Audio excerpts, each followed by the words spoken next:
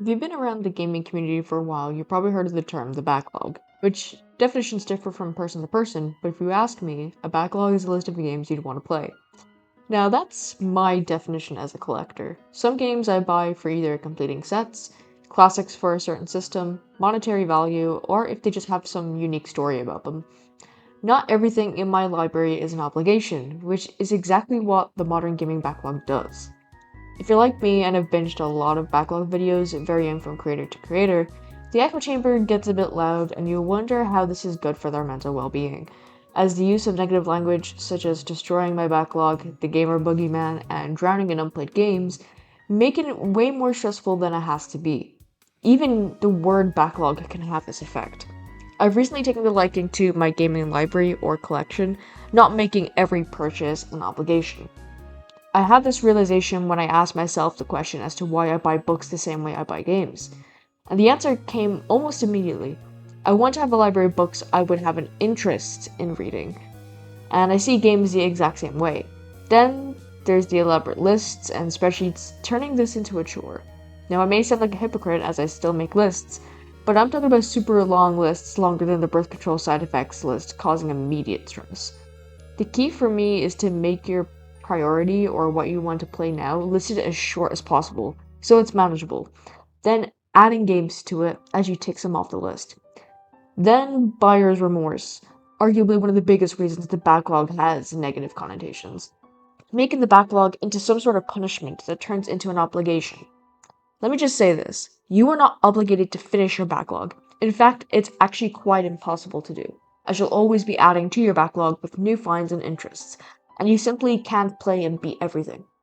Even though you spent money on a game, it doesn't mean you should stick it out if the game is dog shit, not what you thought it was, or you're just no longer interested in it. This is a piece you must allow yourself. You wouldn't sit in a cinema to watch a 3-hour movie if you weren't enjoying it. You'd simply walk out and say, well, better luck next time, or get a refund. And although backlogs can become big because of spending problems, they're not a backlog issue. They are bad spending issues and not exclusive to the backlog. I've already harped on how the modern backlog method turns it into an obligation, which brings up other issues such as immersion being broken, because as you may be playing through The Witcher 3 and having a good time, there's a nagging little voice in your head telling you, damn, this game easily has over 100 hours of gameplay.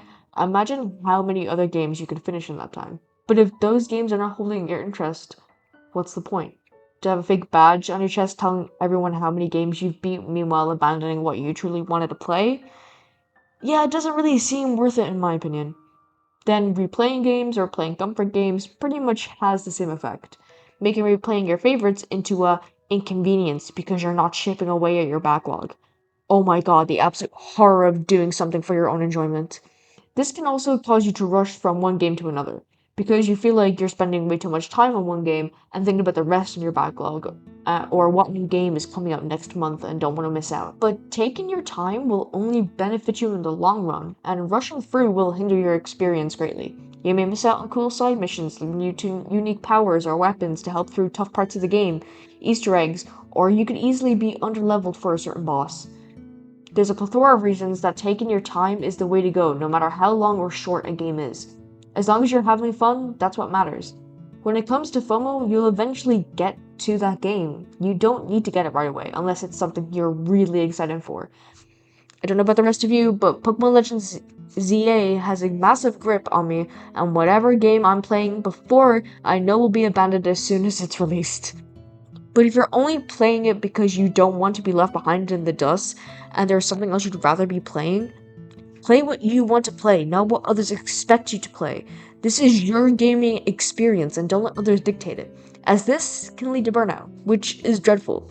I personally believe chipping away at the backlog should be a fun experience.